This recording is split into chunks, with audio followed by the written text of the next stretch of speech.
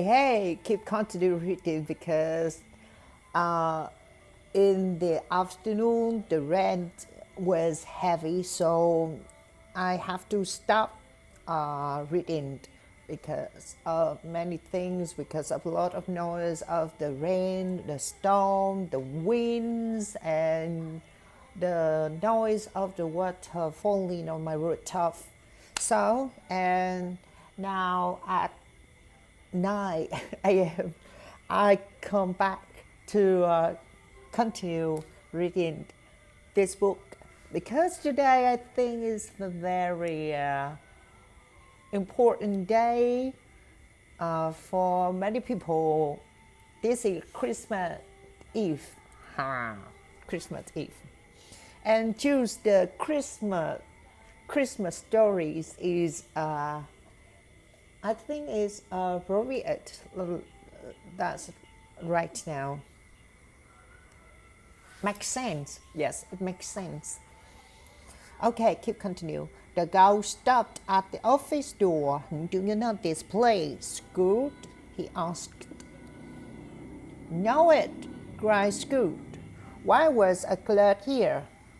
They went in and they saw a large, kind-looking old gentleman sitting at the high desk.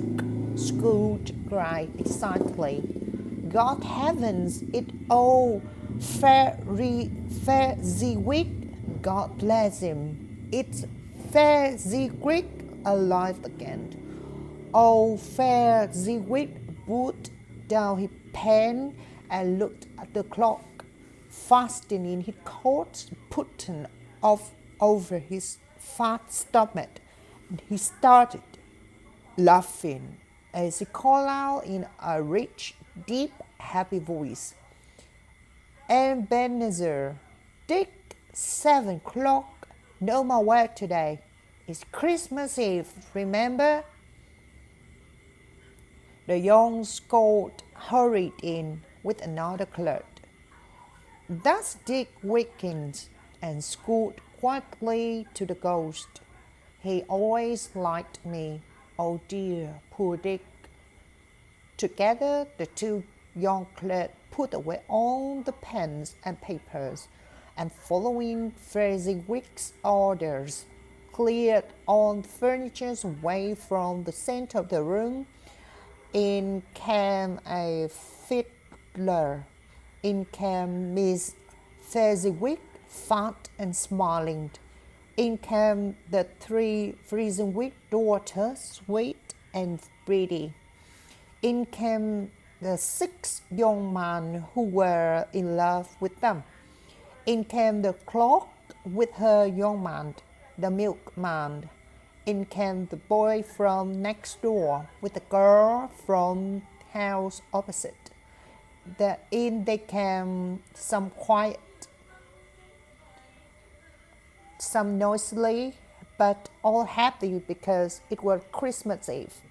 The fiddler started playing, and away they all went in dance, 20 pairs at the same time, round and round, down the middle and up again. When they were all tired, old Fezziwig cried out, Well done! Now have something to eat and drink.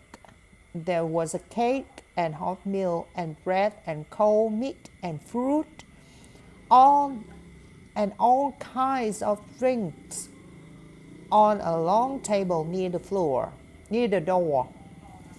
And after they had eaten, they danced again. When the clock struck 11, the dancing ended. Mr. and Miss Fezziwig stood by the door, shaking hands with each person as he or she went out, and wished him or her a Merry Christmas. During this time, Scoot had thought of nothing except what happened in front of his eyes. He remembered and enjoyed all the greatest delight. But when his dancing came to an end, he realized that the ghosts would look at him. The light on the spirit's heads were burning very clearly. It seemed easy enough to amuse these childish people, said the ghost. It was not so much that Fezziwig did, was it? After all, he only spent a few pounds on food and drink and paying the fiddler. It isn't a question of money, replied Scott warmly. He was speaking like the young man he used to be, not the old man he was now. No, Spirit, you see, our employer can make us happy or sad. His words, his looks, all these things are so important. The happiness that he gives is just as valuable as money. He suddenly stopped speaking when he felt the spirit watching him closely. What's the matter? Asked the ghost. Nothing, said Scrooge. Just that I'd like to be able to say a word or two to my clerk now. Now Scrooge could could see himself again.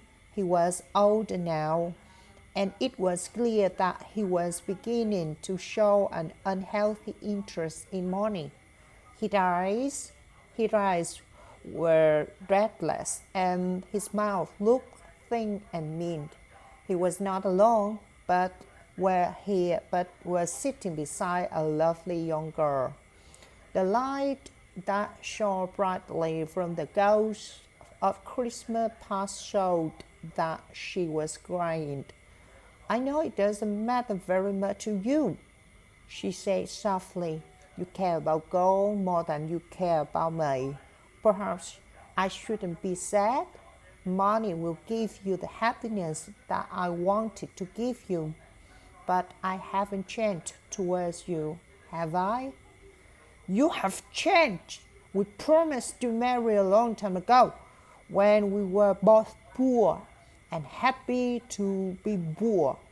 I have stayed the same, but you have different hopes and dreams now. I love the man that you used to be, but I know that you do not wish to marry me anymore. So I've come to tell you that you're free. Be happy in the life that you choose. And she left him. Spirit, cried Scrooge, show me no more. Take me home. This is too painful. One shadow more, said the ghost. No more, cried Scrooge. I don't wish to see any more. But the spirit held his arms, and he could not escape. Now, they were in another place, in a room which was not very large, but comfortable. Near the fire sat a beautiful young girl. Scrooge thought she was the girl that he had just seen, until he saw her, now a good-looking married lady, sitting opposite her daughter. The room was full of children and noise and shouting and laughing. Just then the door opened, and the father entered, carrying a great pile of Christmas presents. The noise became twice as loud as the children received their presents with delight and kissed their father gratefully. Finally, the younger ones went upstairs to bed, and Scrooge watched more sadly than ever as the father sat down with his loving daughter and her mother by the fire. Belle, said the husband, turning to his wife and smiled, I saw an old friend of yours this afternoon. Guess who? Mr. Scrooge. He was sitting alone in his office. His partner's dying, and I don't think he has any other friends. Spirit, said Scrooge with a broken voice, take me away from this place. These are shadows of things that happened in the past, said the ghost. You choose the life that you prefer. Why? We purred. Why cry now? I can't watch anymore. It's too awful. Leave me alone, spirit.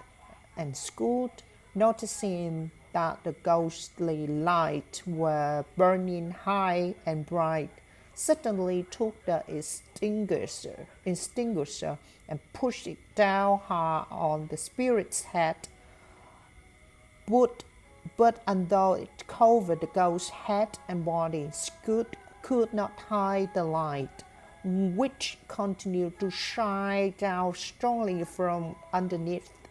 Now Scoot found himself back in his old bedroom again. Feeling very tired, he climbed into bed at once, fell into deep, heavy sleep. Chapter 3. The second of three spirits. When Scrooge woke up, he realized intermittently that the church clock was just going strike one. He felt sure that the second spirit would soon visit him. This time he wanted to be really so. He pulled back on his curtains round his bed himself and lay there waiting.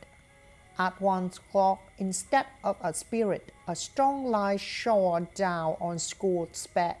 He felt very frightened. After a few minutes, he thought that perhaps the lights were coming from the next room, so he got up and went to the door. When he touched it, a strange voice called his name and asked him to enter. He obeyed. Although he recognized it as his own room, it looked very different now. The walls were covered with bright green leaves, and there was a good fire burning in the fireplace. On the floor were big piles of the best Christmas food, wonderful rich and dark cakes, warm soft bread, colorful apples and oranges, plates of yellow butter, cooked chicken, boxes of chocolates and sugared sweets. Sitting beside all this was a large, smiling spirit who called out cheerfully to Scoot, Come in, man. I'm the ghost of Christmas present. Look at me." Since the first ghost fixed, Scrooge was no longer very sure of himself. So, although the spirit's eyes were clear and kind, Scrooge was afraid to look straight into his face. But he could see that its body was dressed in a long green robe. Its long brown hair fell freely down its back, and its face wore a warm and friendly smile. Light shone from the torch which was holding in its strong right hand. "Spirit," said Scrooge quietly, "take me where you want. Last night I learned a lesson which is working now. If you have anything to teach me tonight, let me learn from you." "Touch my robe," said the spirit, and Scrooge obeyed. The food, the room, the fire all disappeared, and they were standing outside in the cold, snowy streets on Christmas morning.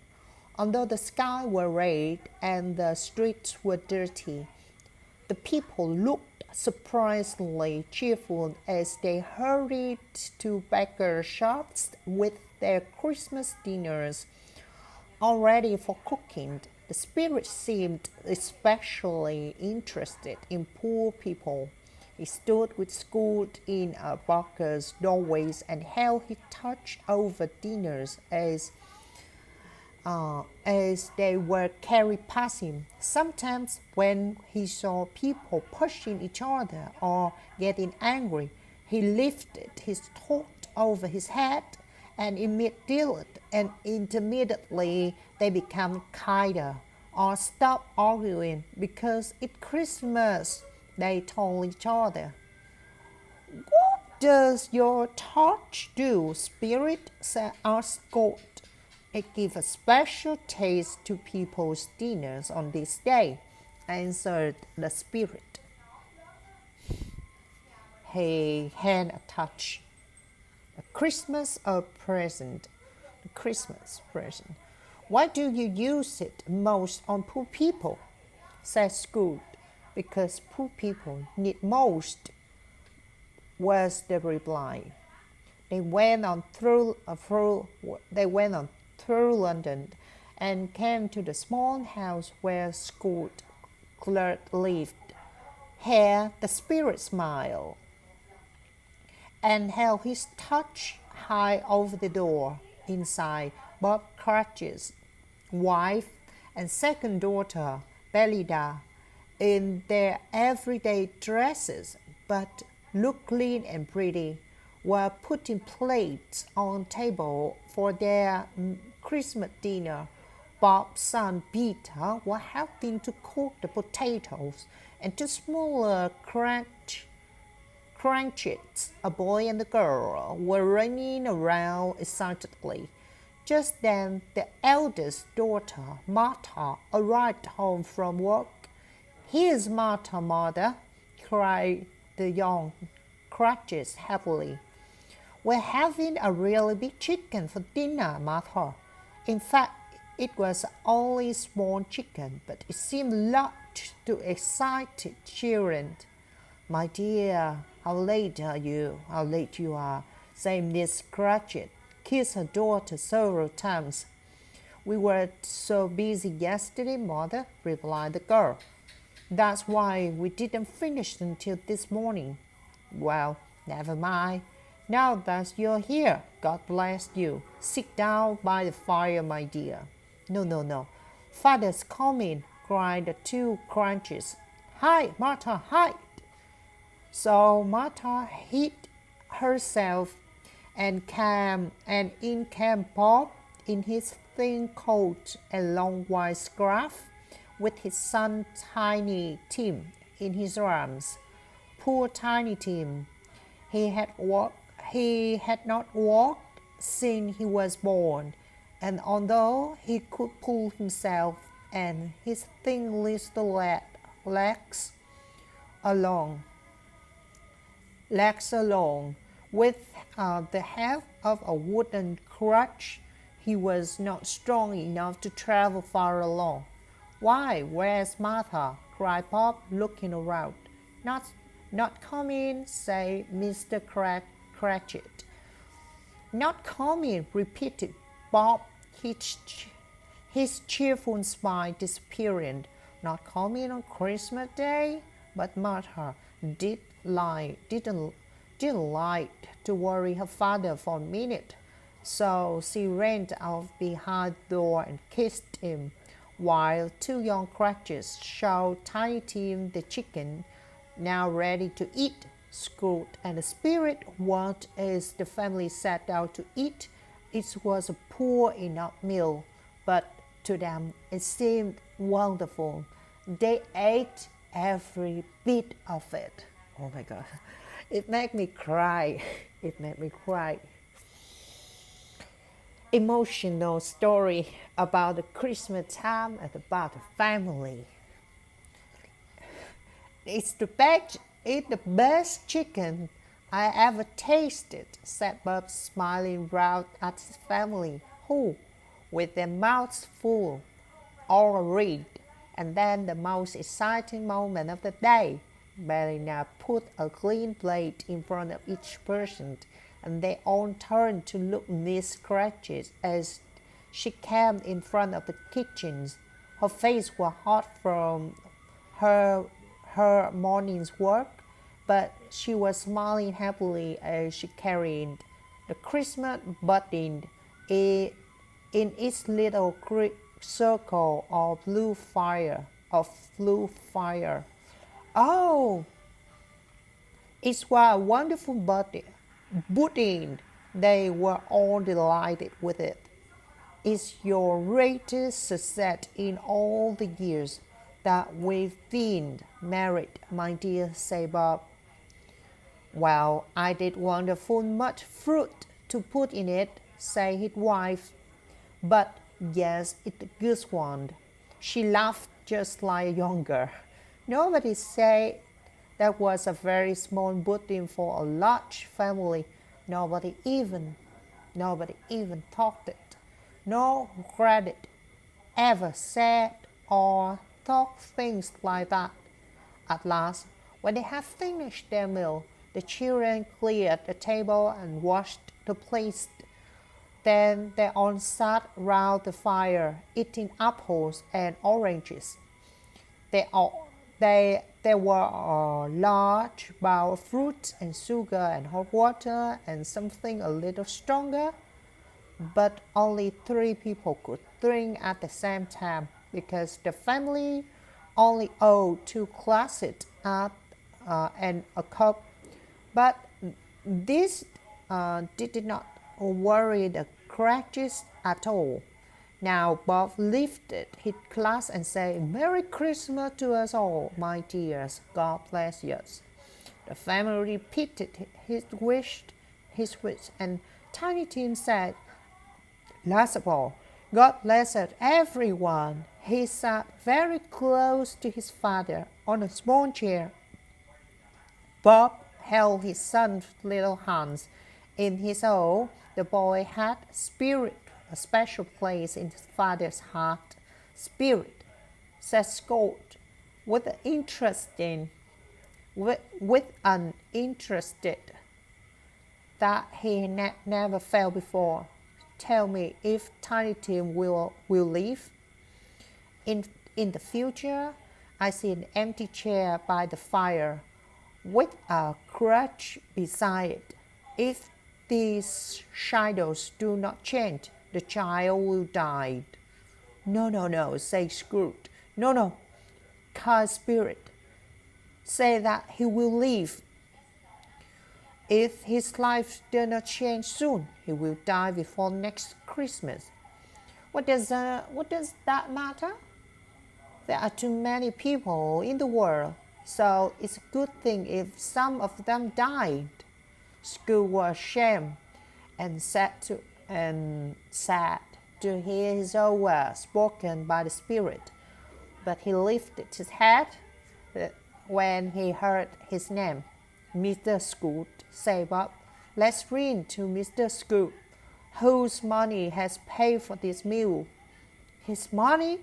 said Mr. Cratchit angrily. "What can we buy with his 15 siblings a week? What should we drink to a health of hateful, hard, unfeeling, mean old man like Scrooge?" "My dear," said Bob gently, "remember, it's Christmas." "Well, Bob, I drink to his health only because of you and because it's Christmas. Long life to Mr. Scrooge. A Merry Christmas and Happy New Year to him. He'll be very merry and very happy, I'm sure." When the children heard Scrooge's name, a dark shadow came over their happiness for a while, and they were quiet and a little sad. But 5 minutes later, they were talking and laughing and telling stories 10 times merrier than before. They were not a good-looking or well-dressed family, but they were happy and grateful and loved each other. As they disappeared in light of Spirit's touch, Scrooge could not take his eye off them, especially Tiny Tim. By this time, it was getting dark and snowing heavily. The Spirit took Scrooge into many houses where the fires were burned cheerfully, and food was cooking, and people were marrying welcome their friends and families into their homes. The ghost was delighted to see all this excitement and make sure that he lifted his torch over every poor family to give them more fun and better food and greater happiness. Then the spirit took Scoot away from the busy capital to a wild, lonely place in the country where no trees grew. Here they visited a small stone house a long way from a town or village, where an old man and a woman were singing Christmas carols with their children and grandchildren. The spirit did not stay long here, but told Scott to hold his rod again. Where are we going? Not of India, surely. And Scott, terribly frightened, looked down as they flew over the land and went over the sea. It was stormy, windy weather, and the waves crashed violently underneath them. The spirit took Scrooge to a lighthouse built on a lonely rock several miles from land. A light was kept burning at the top in order to warn sailors to keep away from dangerous rocks. Two men lived there in this cold, unfriendly place, far away from their families, but the spirit smiled to see them shake hands with each other, a Merry Christmas, and sing carol together in front of their fire. Again the spirit and Scrooge flew on, and together they landed on a ship in the middle of the sea. Here every man on the many miles from home had a kind word for his friends, or thought warmly of his family because it was Christmas. It was a great surprise to Scrooge, while listening to the noise of the wind and waves, to hear a happy laugh. He recognized it as his nephew's, and found himself with the smiling spirit beside him in his nephew's bright, warm spirit room. When Scrooge's nephew laughed, everybody who was with him wanted to laugh too. He had that kind of laugh, and at the moment his very pretty wife and so several of his friends were laughing with him. He said that Christmas was humble. Ha ha ha, cried Scrooge's nephews. That's very bad of him, Fred, said his wife. He's a strange old man, said Scrooge's nephew, but I'm sorry for him. His money is no use to him, you see. He isn't at all happy or comfortable, although he's rich. It's sad to think of him sitting alone in his cold room, and so I'm going to invite him every Christmas. He can be cross and miserable if he likes, but I'm going on inviting him, and one day perhaps he'll think better of Christmas. After tea, the cheerful little group sang songs and played music. Scrooge recognized the song that his little sister used to sing, and remembered sadly that what the ghost of Christmas past had shown him. Later, the friends played guessing games, and Scrooge joined in the games with delight. Nobody except the spirit could hear him, but he often guessed the right answer. It's time to go, said the ghost, smiling at the old man's childish excitement. No, spirit, please let me stay a little longer. Look, they're playing a new game. It was a game called Yes and No, in which Scrooge's nephew had to think of something, and the others had to ask questions to discover what it was. The only possible answer were yes or no. Scrooge heard that Fred was thinking of leaving anymore. wild animal, sometimes an angry animal, which lived in London and walked in the streets. Every time they answered a question, Fred could not stop himself laughing. At last his wife's dark, pretty sister started laughing too. I know what it is, Fred, I know, she cried out. It's your Uncle Scrooge. Everyone laughed until they cried. What a wonderful game! What a clever idea, Fred! But at last Fred dried his eyes and said, We've been very merry because of him, so I think we should drink to his health. Here's to Uncle Scrooge. A Merry Christmas and Happy New Year to old man Uncle Scrooge. To Uncle Scrooge, they all cried, cheerful, lifting their glasses. Uncle Scrooge wanted to thank them, but the spirit hurried away. The ghost seemed much older now. His brown hair became red. Our spirit lives so short? Asked Scrooge. My life in this world ends at midnight tonight. Listen, it's 1:45 now. The church clock was striking the 3/4. Excuse me for asking, spirit, said Scrooge, but what are those strange things near your foot?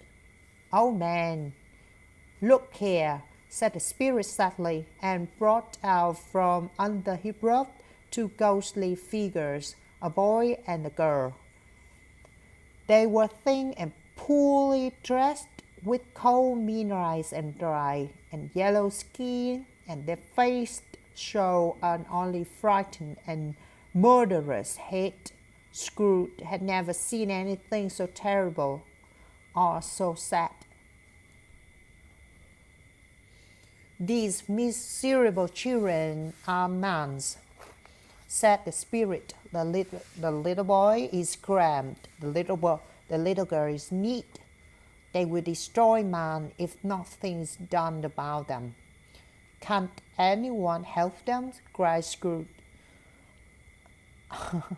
Are there no prisons? Said the spirit, turning on Scrooge for the last time. We said always. Are there no workhouses? The clock struck 12. Scrooge looked, but he could no longer see the ghost or the children. He was alone again. Okay, I think this is the end for today. Oh my God, this book is really great. I love this book, and so I think tomorrow I will read The Lord of the Spirits. That's the end for today. Thank you for listening. Bye until next time.